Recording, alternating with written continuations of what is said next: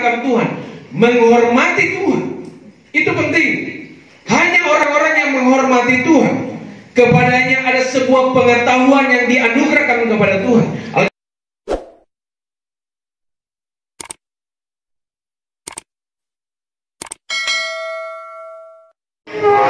Kita bersyukur kepada Tuhan untuk semua yang sudah Tuhan kerjakan dalam kehidupan kita.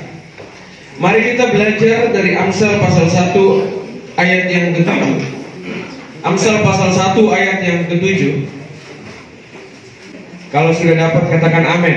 Amin. Kita baca bersama-sama. 1, 3. Takut akan Tuhan adalah permulaan pengetahuan, tetapi orang bodoh menghina hikmat dan didikan. Takut akan Tuhan adalah permulaan pengetahuan. Siswa-siswi yang dikasih oleh Tuhan kita Yesus Kristus, permulaan pengetahuan itu takut akan Tuhan. Jadi apapun yang hari ini saya dan saudara kerjakan, lakukan, entah Anda punya titel yang tinggi, gelar yang tinggi nantinya, atau Anda punya pengetahuan yang tinggi, atau Anda di kelas menjadi orang yang pintar, tetapi semua itu akan dimulai dari takut akan Tuhan. Kata takut akan Tuhan artinya Anda menghormati Tuhan secara etika dan moral, dalam perbuatan, dalam tingkah laku.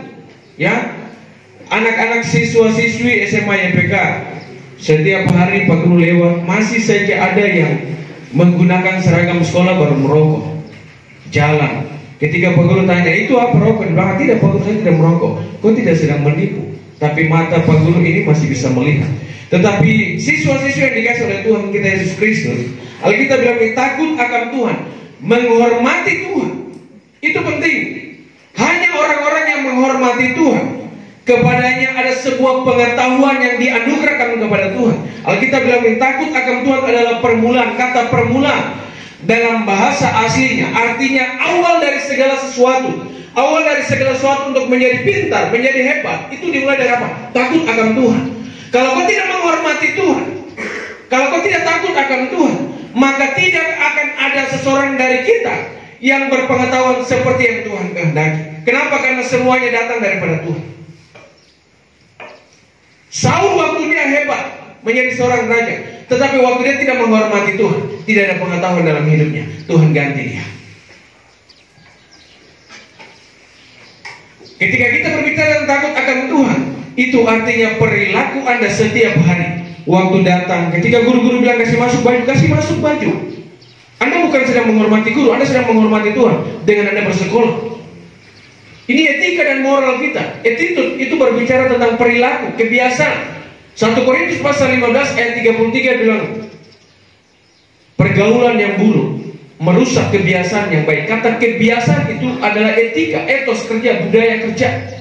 Kalau setiap hari Anda datang dengan cara seperti itu, dengan karakter seperti itu, dengan gaya hidup duniawi, maka jangan berharap bahwa Tuhan akan mempercayakan sesuatu yang besar kepada hidupmu. Dulu zaman kami sekolah seperti angkatan seperti ini, saya tidak pernah melihat anak-anak sekolah pergi dengan gigi yang merah ke sekolah.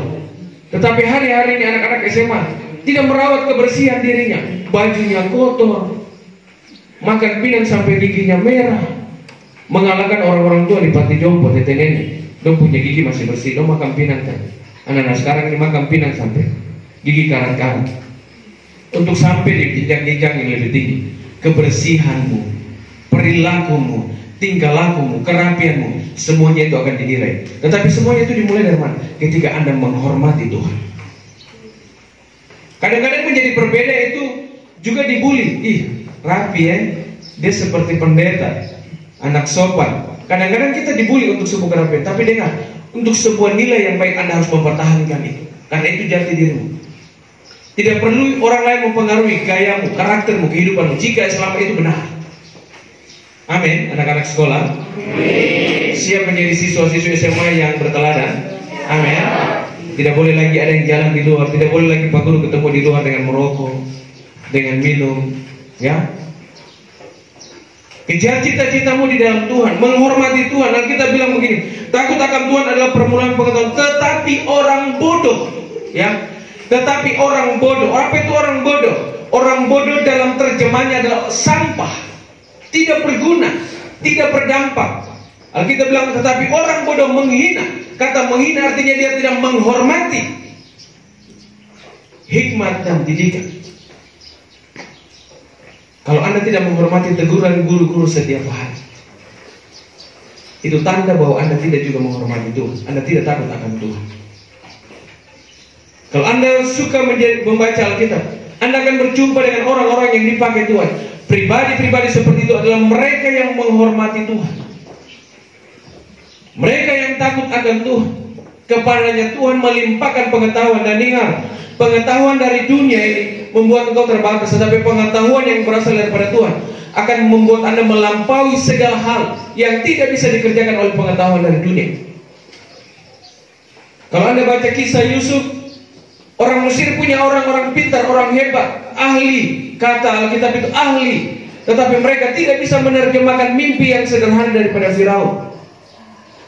Yusuf hanya orang yang menghormati Tuhan, takut akan Tuhan, menjauhi segala kejahatan. Artinya etikanya, budaya kerjanya, etosnya adalah etos kerajaan Allah. Ketika dia ada di dalam penjara, hikmat daripada Tuhan tetap ada dalam dirinya. Sekalipun ada dalam penjara, ketika dia menerjemahkan mimpi itu, dia menjadi orang nomor 2 di Mesir. Karena ada sebuah penghormatan yang diberikan kepada Tuhan, dan Allah menganugerahkan hikmat yang berbeda. Yusuf, ketika dia bersaing dengan orang-orang Mesir, Yusuf jauh melampaui segalanya. Daniel, ketika dia menjadi pemimpin, dia melampaui segala-galanya.